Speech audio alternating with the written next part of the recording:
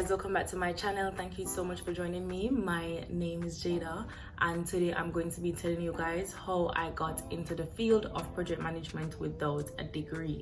So a quick disclaimer, I am not a project manager. I am simply a project associate, and that is basically someone that works alongside a project manager or works within the project team, and they offer administrative support, they do data analysis, and they manage smaller projects or they support the larger projects. I'll explain a bit more later on, but I'm going to tell you guys how I got to this stage in my career without going to university or without doing any official courses. So if you like what you hear, please don't forget to hit the subscribe button and leave a thumbs up if you do like the video. Before we even get into what you need or what the requirements are to become a project manager or a project associate, I am going to tell you about the actual career, how I find it, what my day-to-day looks like. I may be able to do a day in the life of a project manager or a project associate in the future. If that's something that you guys would like to see, please leave that in the comment section below. But we're gonna jump right in now. A project associate / project officer, my main job at the moment is to organize and plan placements for my first, second, and third year university students. So that means I plan their ward, their community, their every single placement that they need in order to be qualified as a nurse. I am the one responsible for planning those and for following them through. I liaise with the university to find out that the students are fit, they're COVID fit, they have their reasonable adjustments, and they are qualified to move on to the next year. I also have to speak to the ward to make sure that they are ready and they're prepared to accommodate the students. And I have to do all of this within confidentiality, within hospital, and within my workplace guidelines. So it is a challenging role. I'm not going to hide, I'm not going to put it up.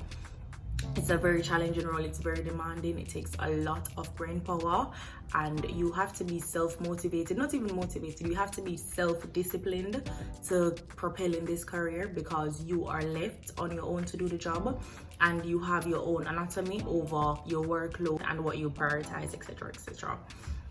So if you're someone that needs to be managed, you may have to reconsider another career, or you may need to improve your skills before considering this career. If you're someone that's hardworking, if you're innovative, if you're quick on your feet, if you are proactive, and if you have to have good time.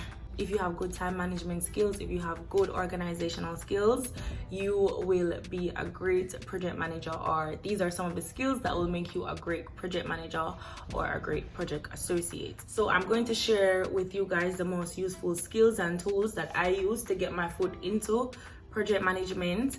And really and truly, when I'm looking back into it, I strategically placed myself in certain position because I know that your network is your net worth. You hear this saying all the time, and it is so true. The older I get is the more I appreciate that saying, because it is a word, it is a true word. The people that you know, your connects, your links, that matters in the world. I'm not saying that's the only thing that matters, but it does play a huge role.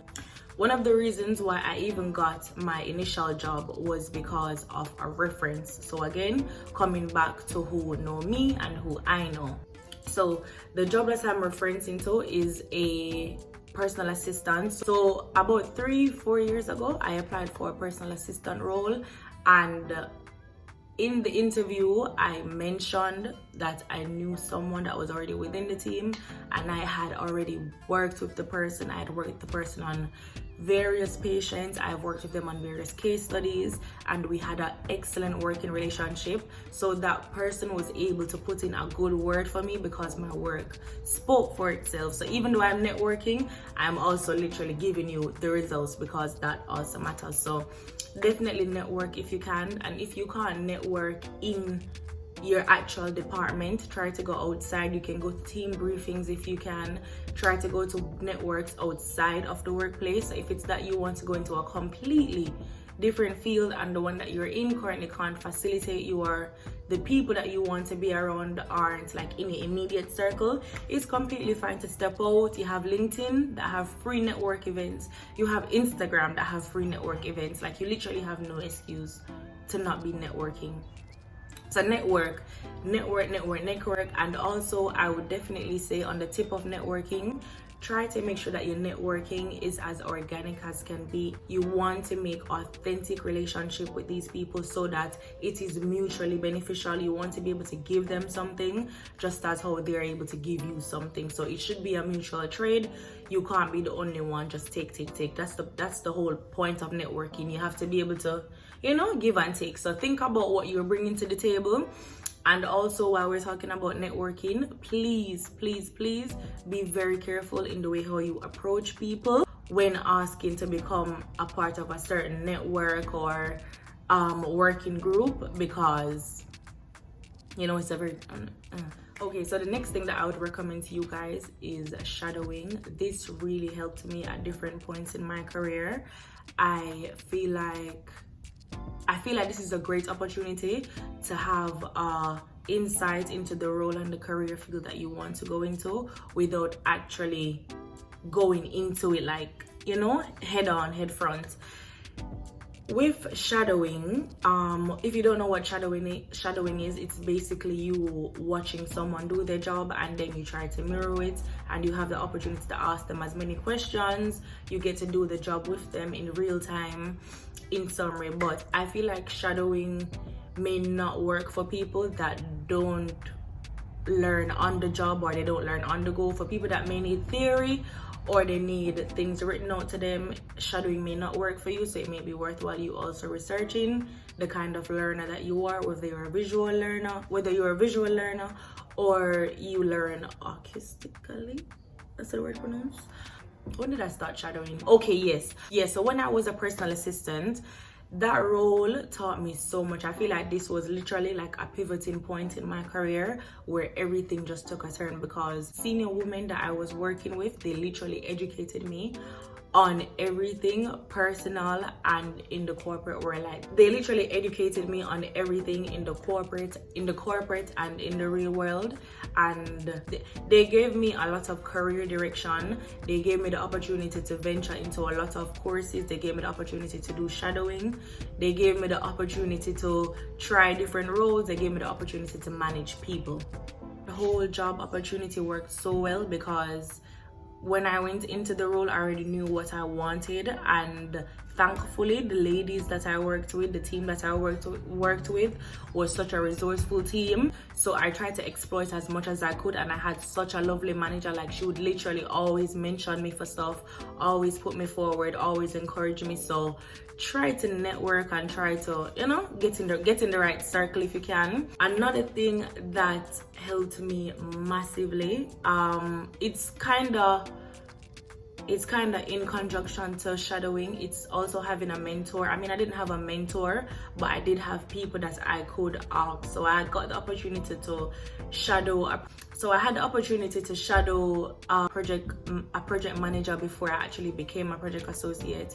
I had the opportunity to shadow a general manager just because at that point in time I was just, you know, trying to figure out what I really wanted to do, and I had the opportunity to shadow several careers, and that's how I kind of made the definite decision that, okay, I really only want to go down to project management and not leadership and management. One thing I learned is that when you're putting yourself forward, it is always great to have results to show. So let's get into the actual skills and what you like, the practical stuff that you need. Now, you need to have some results. So you need to have worked on some project prior to applying to the actual job. So whether it be that you worked on a project managing events, I mean, that's how I started out. I started by managing Christmas events, and then I started managing smaller projects, and then I got into business management where I was managing department projects, and then I started to manage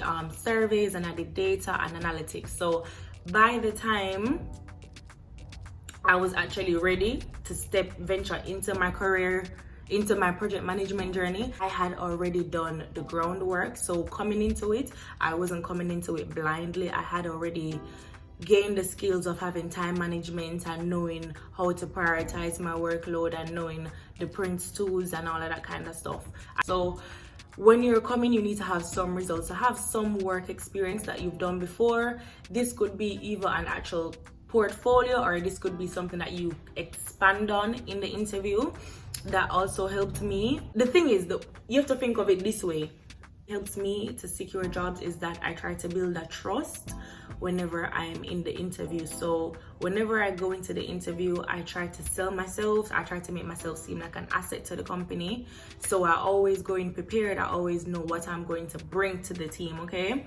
So I will always give them some information on what I've done in the past, or projects that I've worked on, and I'll always link it to the current role that I'm applying to and how the skills are useful. For example, I was once a team leader, and during that role, the team didn't have any scorecards or any objectives as to what they were working on. And I had the idea, myself and the manager, and we worked around it, and we created scorecards for the team. We created objectives for them, and we made it into a little project where we also linked in the rooms, and we created a pamphlet that basically helped the admin staff to book appointments more effectively. So while I was in my project associate interview, I obviously expanded on that project that I worked on, and I also spoke about the skills that I gained from this project, and I also spoke about what I could do better to improve the project, and I also spoke about how it is linked to the current role and how I would implement the skills that I gained. This built a trust between myself and my interviewer, because they had referencing for me. So they already had my name being mentioned because of the networking that I've done previously. Now I'm coming in with a portfolio, so I'm showing them that, look, this is the results. See it here, like we're not debates. So the work here, you can look and come back to me, yeah, like on a plating. So the word, yeah. So I gave them my portfolio. After the portfolio, I then also expanded by letting them know what kind of statistics I was working on before, what analytics, what events, what projects I was working with before. So now I'm giving them evidence. So I'm building a trust with them. Okay, there's a rapport going on and it's going somewhere. In addition to that, another thing that really helped me massively was that I did a lot of courses in my previous roles to becoming a project associate. So some of the courses that I did was minute taking, and this becomes very useful because as a project associate, you have a lot of meetings and you have to know how to take actionable notes, you have to know how to manage, you have to know how to deliver, you have to know how to present. So I wanted to work on those stuff and I really wanted to invest in myself so that it could propel me to the next stage. And thankfully the organization that I work with, they have internal courses that really helped me. Some of the courses that I took are minute taking, presentation skills. I also did a skill on passport management, managing people. I did time management. I did, what other course? I did communication. I did a communication course, verbal and written. And I believe I also did customer service. This is just within the organization. That worked for me because of the organization that I was in, but it may be that you're in a situation where you have to self-fund a course, but I promise you guys there are a lot more free courses than you can imagine. Go on Google, do your Googles and type in project management courses, but before you stress yourself out on the courses, make sure that you check the job specification and you check your job requirements. Some of the time you don't even need an actual certificate, but when it comes to senior roles and senior and project managers, oftentimes they do ask for it, and oftentimes a degree or a master's degree is essential. But I don't have one, and here I am as a project associate, so something that I'm doing must be working. Do you get what I mean?